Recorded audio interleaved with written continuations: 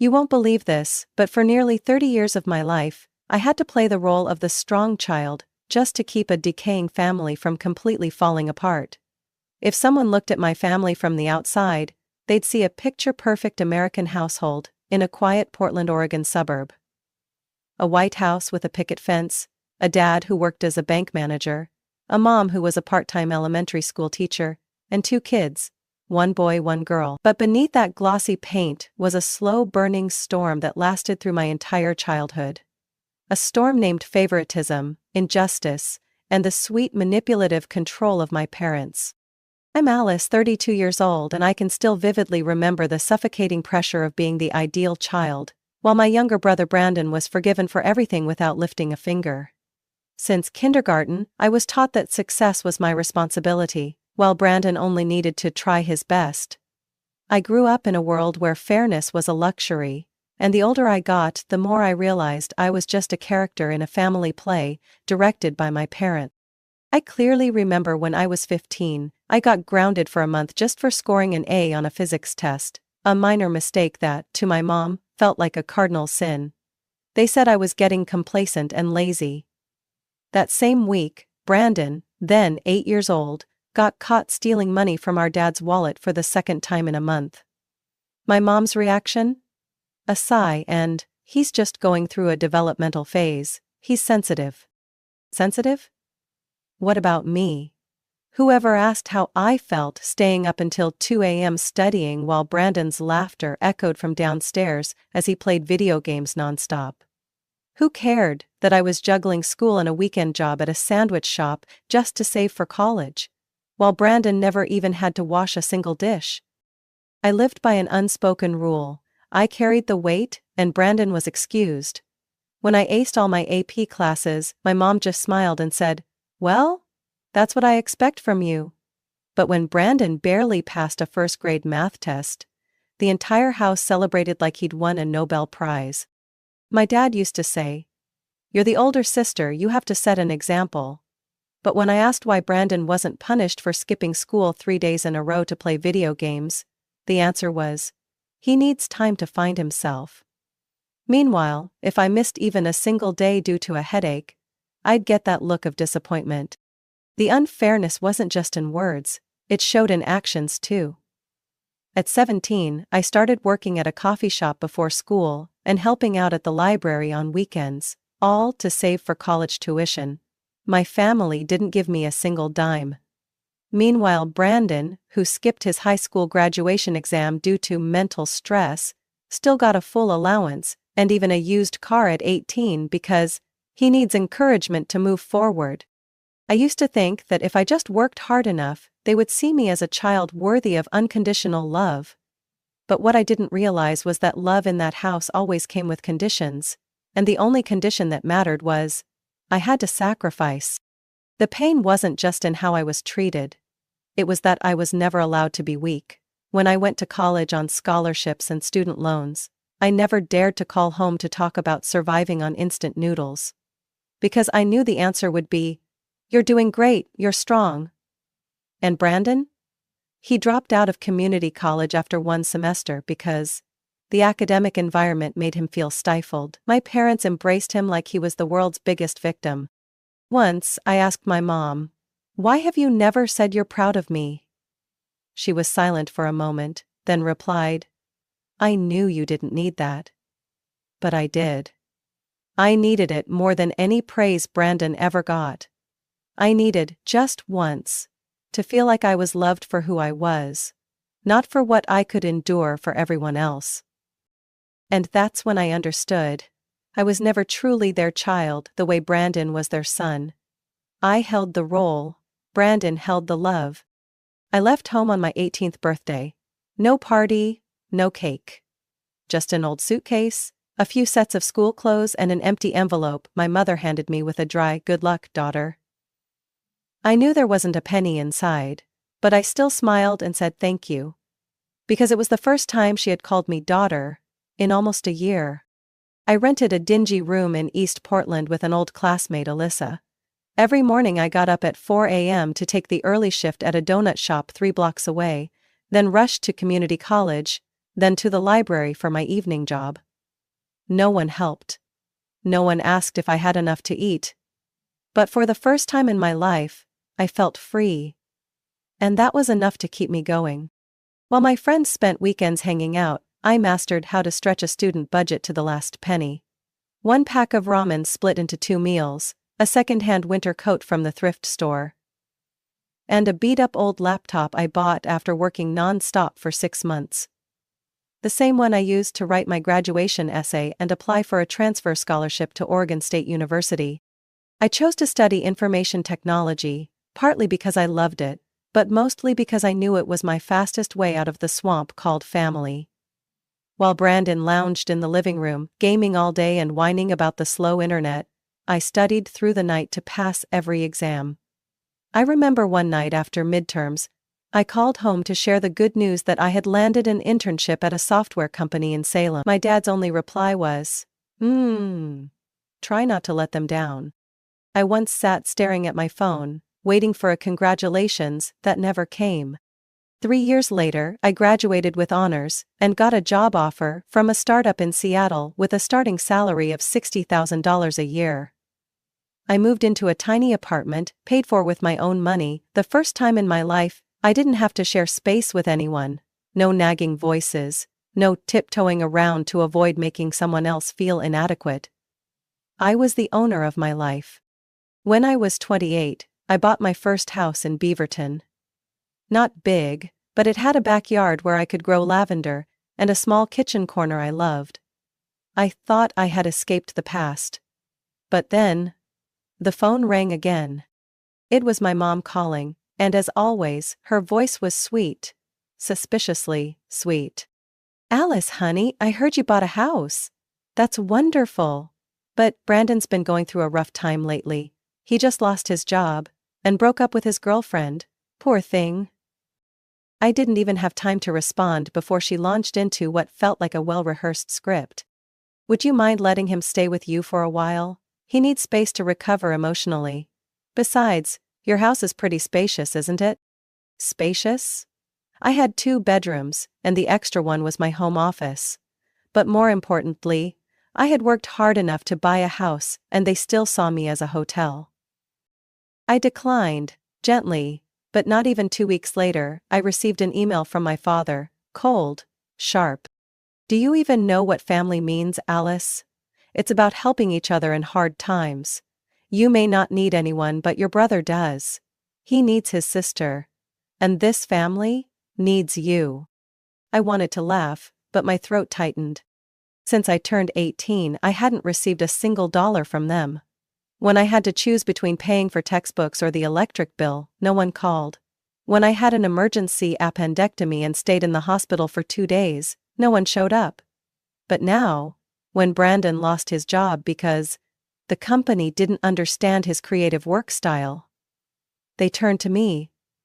Since then, every time Brandon failed, which was about as often as the sun rises, I became the default solution, investing money for his fresh start, covering his rent because he was scammed on a lease, even paying for a lawyer when he got sued over credit card debt. One time, I was prepping for a major client presentation when my mom texted, "Brandon needs to borrow $2,000 to fix his car. He's stranded on the highway. If you don't help, who will?" I didn't reply. That night I received an audio recording via email, my father shouting at me, calling me a broken ATM with legs. I cried. Not because of what he said, but because I realized I had never truly been seen as a person. Just a function. My success was never something they were proud of. It was just an asset to exploit, and I began to understand. I didn't need to wait for them to change anymore, because they never would. I was in an online meeting with the tech team when my phone started buzzing non-stop. "Mom," flashed on the screen 3 times in 10 minutes. My gut told me nothing good was waiting behind those calls. My mom didn't call to check in, she called when she needed something. And this time, I was more right than ever. I answered, and before I could say a word she started. Her voice dripping with honey, but every word sent a chill down my spine. "Alice. How are you, sweetheart? I heard you've been busy, but Don't forget to eat well, okay? Your company's still that tech, whatever, right? Got a boyfriend yet? I sat still in my home office, the late afternoon sun casting light across my tidy desk. And I knew exactly what was coming. The conversation was never about me. It never had been. Honestly, Brandon's in trouble, serious trouble. He owes a large sum to some people, and they're not the type who wait around. You know what I mean, right? I didn't answer right away. I swallowed the sigh rising in my throat and kept my voice calm. How much? $40,000, Alice, but with a good job like yours, that's nothing. I nearly froze. $40,000. That was what I had saved over 2 years. Part for roof repairs, part for an emergency fund. To me, it was a safety net. To my mother, just a number on a screen. An easy fix for Brandon's endless mistakes. I can't, I said, for the first time in my life. Directly and without hesitation. Silence. Then her voice cracked, like a scene in a play being performed yet again. Raspy, like she was crying. How can you be so cold? You're his sister. You've always been the strong one, the successful one. And your brother? He's sensitive, he's fragile. He's not like you. I sat still, feeling empty. On the other end, she kept going, pouring out a prepared monologue of guilt. Don't you see? If he can't pay, those people will hurt him. He could die. And then you'll live the rest of your life with your brother's blood on your hands. Do you want to see his face on the news? I almost laughed. Not because it was funny, but because she was still using the same tired tricks, thinking guilt would bring me to my knees. I'm sorry, but not this time, I said slowly, clearly. A deadly silence followed. 5 seconds long. Then she switched tones, sharp as a knife. They're everything we've done for you, this is how you repay us? You think just because you have money now, you can throw your family away? You think you're so successful, but really, you're just an ungrateful, selfish brat to the core. If helping Brandon is the condition to be considered family, then I respectfully opt out, I whispered. Not loud, but firm. I had never heard my mother so silent, and then she said the last thing before hanging up. You'll regret this, Alice, you'll live to regret turning your back on this family. The call ended with a cold click, but my heart was pounding, not from fear, but because I had just crossed a line. For the first time, I chose to protect myself. But I knew this wasn't the end. Brandon and my mother never accepted no as an answer. They didn't know how. And inside me, a sinking feeling warned me that something worse was coming. Less than 3 days after the call with my mom, I got another one, this time from the bank's security department. Hello, Ms. Alice Matthews. We've detected suspicious activity on your account this morning. Someone attempted to transfer $12,800 from your savings to an unknown account in Arizona. Fortunately, our internal security system blocked the transaction. I froze. We've verified that the login came from an unusual IP address, and the person was able to pass 2 security questions: the name of your childhood pet, and your first elementary school. Whoever it was knows you very well, Miss Matthews. I didn't have to guess. It wasn't my mother. It wasn't a stranger. Only Brandon, the one who lived next to me for over 2 decades, who grew up with me, who witnessed every memory and knew every tiny detail of my life. Could have answered those questions. I put the phone down, trembling.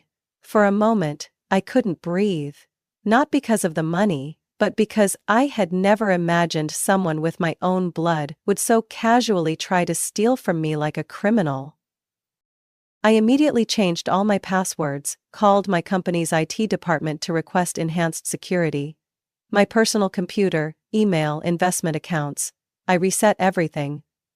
I installed anti-directing software, bought a safe and placed it in my bedroom. I no longer trusted anyone. That afternoon I got a call from Aunt Catherine, my mother's sister, one of the few people in the family who ever treated me like a real person. Alice, I've heard some things from relatives. What's going on? Your mom told everyone that you refused to help Brandon, even though he's living in fear every hour because gangsters are after him. Something doesn't add up. I sighed and told her everything. From the begging phone call, to the attempted bank transfer that morning. On the other end, Aunt Catherine was silent for a long time. Then her voice dropped. Alice. You're not the only one. Brandon contacted me 2 weeks ago saying he needed $5,000 for an emergency surgery. I almost wired him the money, until I called the hospital to double-check. That's not all, she continued. I just spoke with Uncle Mark. Brandon told him he needed money to invest in a Google-backed startup. And Uncle Joel heard he'd been robbed and needed cash to replace his IDs. Everyone gave him a few thousand, and everyone's been grumbling about how that rich daughter sits in her fancy house, eating organic, while her brother is dying. I let out a dry laugh. Perfect. The script was already written. I was the cold-hearted rich girl living peacefully in her suburban haven, while the poor brother was about to be beaten to death. The only problem? Every line of that story was fiction. That night, I opened Facebook for the first time in a month. And just as I expected, my mom had, accidentally, left a lengthy emotional post set to public. Sometimes being a parent is heartbreaking. When the child you raise to be successful turns their back on family. When money becomes the measure of blood ties. But God knows who's right and wrong. And kindness will be repaid. The comments below were full of sympathy. You're such a wonderful mother. Your daughter is so cruel. I'll pray for Brandon to pull through. I read every line, my throat tightening. Not from anger, but from the realization that I once believed they could change. I used to hope that if I just tried hard enough they would finally see me. But no. They only saw me when I was useful. The moment I set a boundary, I became the enemy. I shut the laptop and stepped out onto the porch. The sun had already set, and the cold wind stung my face. I stood there for a long time, with one thought echoing in my mind. I'm not letting this go. If Brandon thinks he can lie, manipulate, and steal without consequence, he's wrong. And if my parents think they can paint themselves as the betrayed victims without me speaking up, then they never really knew who their daughter was. I couldn't stay silent any longer. After the bank breach and the wave of slanderous messages on social media, I knew I couldn't just sit back and hope it would all go away. I needed to face Brandon. I needed to hear the truth come from his own mouth. And if there was any evidence of criminal activity, I wouldn't hesitate to use it. Friday night, I drove to a rundown apartment complex in North Portland, where Brandon was staying with a few friends. I didn't bother to learn more about. Outside the building was a patch of dead grass and a dented mailbox. Apartment 2B reeked of mildew and cigarette smoke, dirty curtains hanging limp, and yellow light leaking from the windows like a scene from a low-budget crime film. I knocked 3 times. A moment later Brandon appeared. Hair a mess, wrinkled t-shirt stained with coffee, dark circles under his eyes like he hadn't slept in days. "Oh, finally showed up," he said, leaning against the door frame like I was a utility worker there to check the meter. No apology, no sign of regret. I stepped inside and was hit with the sight of a room that looked like a war zone. On the table sat a mess of bank statements, credit card bills, a few old phones and tablets, their screens still displaying email inboxes and bank account interfaces. I glanced at one of the statements. It had my name on it. Another. Uncle Mark's. I turned to him, my voice cold and sharp. "You tried to hack my account." Brandon shrugged, like I'd asked about the weather. "I was just speeding things up. Mom said if you got pushed far enough, you'd cave." I just wanted to see if she was right. I froze. It wasn't just him. My mother was involved. They'd planned this together. They truly believed I would break if pushed hard enough. Just as I was about to scream, the door opened. My parents. They stood there like they'd been waiting for me. My mom in her usual long-sleeved sweater and flats. My dad with arms crossed, face full of fury. Not a word of greeting. "This has gone too far, Alice," my dad growled. "It's really disappointing that you'd involve the law in a family matter," my mom added, eyes scanning the room as if plotting how to erase the evidence. "I'm just trying to protect my assets from being stolen," I replied, steadying my voice even as my heart raced. "Brandon is desperate. He only did this because you refused to help. If anyone's to blame, it's you," my mother snapped, pointing at me, eyes blazing. "He committed a crime? He tried to access my account, used my personal info. And you're still trying to blame me? Family is about forgiveness," my father roared. "You're cold, selfish, hoarding your money while your brother is spiraling." I stared directly into his eyes, no fear, no trembling, just pure exhaustion. I took out my phone and played the recording. The entire phone call with my mother. Her begging, her threats, her exact words. "If he dies, his blood will be on your hands." The audio echoed clearly through the cold, filthy room. When it ended, I enunciated each word. "I'm sending this to my lawyer. If there's one more attempt to breach, harass, or steal from me, I'm calling the police. No second warnings." Brandon scoffed. "You'd really do that? To your own family?" "Real family doesn't do this to each other," I replied, eyes locked on his. My mother burst into tears, that same tired sob I'd heard my whole life. My father stepped forward, grabbed my arm, his eyes dark and hard. "If you walk out that door, don't expect to be part of this family anymore." I shook his hand off. No rage, no theatrics, just a short sentence, like a judge delivering a final verdict. "Good." I turned around and walked away, leaving behind the chaos that had trapped me for over 30 years. And the moment that door shut behind me, I knew I wasn't going back. I got home a little after 9 p.m. The Oregon sky was freezing, and the wind whispered through the leaves like venomous secrets. But I didn't feel afraid. I didn't feel sad. I felt awakened. For over 3 decades, I let them write my story for me. I was the cold, unloving child who didn't care about family. Meanwhile, Brandon, the shameless saboteur, was raised up as a damaged soul in need of saving. No, I wasn't going to let them keep performing that play. It was time for me to take back control. I opened my laptop, logged into my email, and began drafting a message to every relative I had, including Aunt Catherine, Uncle Mark, Uncle Joel, and even a few I'd never been close to. The subject line was simple: "The truth about Brandon and my family." I attached the audio recording of the call with my mom, screenshots of the blocked bank transfer attempt, threatening messages from my father, and a set of photos showing forged documents I'd found in Brandon's apartment. In the body of the email, I wrote plainly, "No anger, no preaching, just the unfiltered truth." I wasn't writing to ask for pity or defense. I was writing so that anyone Brandon had lied to or taken advantage of would know they weren't alone. And to make it clear that I would no longer stay silent and enable this deception. But I didn't stop there. I made a public Facebook post, including a summary of the account breach, the audio recording, and Brandon's blatant admission I was just speeding things up. "Mom said you'd cave." I didn't point fingers. I let the facts speak for themselves. Less than 2 hours later, my phone exploded with messages. Not just sympathy, voices that had long been silenced finally spoke up. My cousin Monica messaged, "Brandon asked to borrow $3,000 last year to fly to his best friend's funeral. I still have the hotel receipt. From Las Vegas, same week." My younger cousin Travis shared, "He opened a credit card using my name. I didn't find out until my credit score tanked. I was too embarrassed to tell anyone." And the final blow.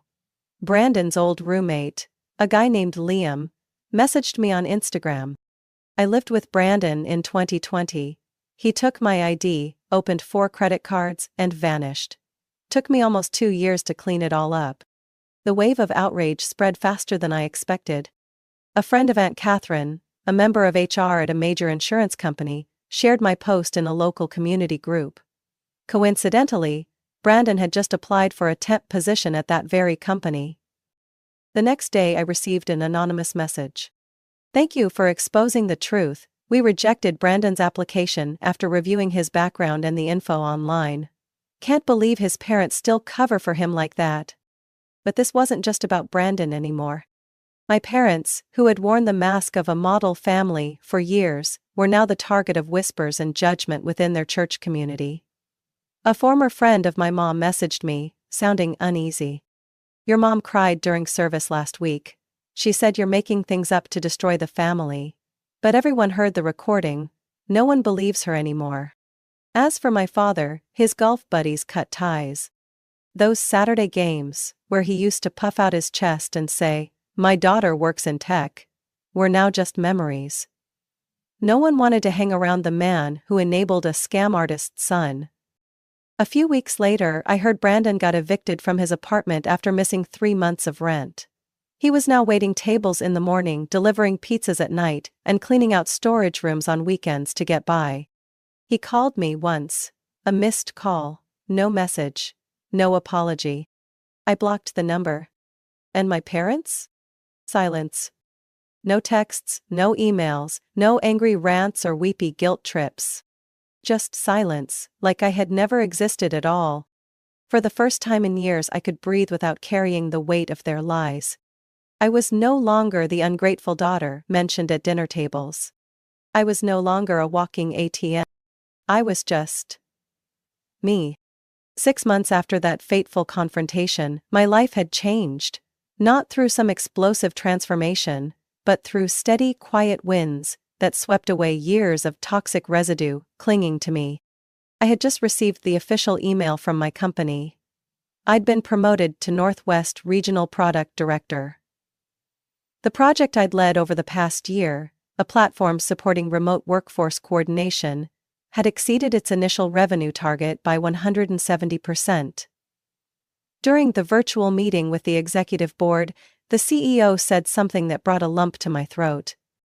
"Alice, it's not just your talent, it's your consistency and professional integrity that earned you this role." I shut my laptop and sat in silence for a few minutes. Not because I wasn't used to being recognized, but because, for the first time in my life, I didn't feel the need to prove anything to anyone anymore. My success wasn't about pleasing my parents or outshining Brandon. I succeeded because I chose not to let their toxicity define me. My little house in Beaverton was no longer a fortress shielding me from storms, it had become a real home. I repainted the living room olive green, replaced the curtains with soft linen, and planted more lavender in the backyard. Something I used to dream about back when I survived on instant noodles in a cramped student rental. I also started opening myself up to something I used to avoid: a healthy relationship. I met Ben at a tech conference in Seattle. He worked in UX design. Unlike the men before him who were threatened by my independence, Ben listened. He didn't try to fix me, didn't ask me to shrink so he could feel more like a man. I remember our first time at a cafe, when I shared a little about my family, everything I had just been through, and he didn't give me any hollow sympathy. He simply nodded and said, "Some people exist just to teach us where our boundaries need to be. Not everyone who shares your blood deserves to be called family." I looked at him then and knew. This was someone who wouldn't make me feel small for being vulnerable. We didn't rush. No unrealistic expectations. Just simple things. Walks in the park on Saturday afternoons, cooking together, or reading side by side in silence. I didn't need to be a perfect version of myself. As for my old family, they disappeared from my life completely. No more emails, no more accusations, no more family is everything speeches. According to Aunt Catherine, they had taken on the full-time role of victims, except now, no one was listening. People who once called them a model family avoided them at church. Brandon was still struggling with odd jobs, trying to rebuild a life he had torn apart with his own lies. I didn't feel triumphant. I felt relieved. I used to think I'd need lawsuits, legal action, and harsh punishments to be free of them. But in the end, Once the truth came to light, the darkness receded on its own. I no longer forced myself to be the good daughter to earn love. No longer felt guilty for saying no. No longer lost sleep wondering if I was being too harsh. I lived for me, I loved myself, and I allowed myself to let go of what was never mine to carry, even if it was labeled mother, father, or brother. At a speaking event for young women in tech, someone asked me, "Do you regret cutting ties with your family?" I smiled. No, because I didn't cut ties with my family. I walked away from people who only ever saw me as a role to be played, and found others, not by blood but by heart, who accepted the real me. The young woman teared up. And I realized, there are so many out there, just like I once was, still trapped by a false sense of family duty, and I want them to know. You're not selfish for choosing to protect yourself. You're brave. You're right. As I write this, I'm sitting in my backyard. Ben is grilling and a few friends are laughing around the wooden table. They all know my story. No one judges, they just ask, "Alice, what do you feel like drinking today?" I choose lemonade, because it's tart, cool and crisp, just like me now. And I know. I've finally made it out. Not through revenge, but through truth. Alice's story is proof that sometimes, the people who hurt us most share our blood. But the truth is, you are not obligated to sacrifice yourself just because someone shares your last name. When Alice chose to speak up and expose the truth, she didn't just free herself, she gave a voice to others who had been forced into silence. In real life, freedom sometimes begins with one firm no, and the courage to believe that you deserve peace. What do you think about Alice's decision and what she went through? Share your thoughts in the comments below, and don't forget to follow the channel for more heartfelt family stories and powerful life lessons.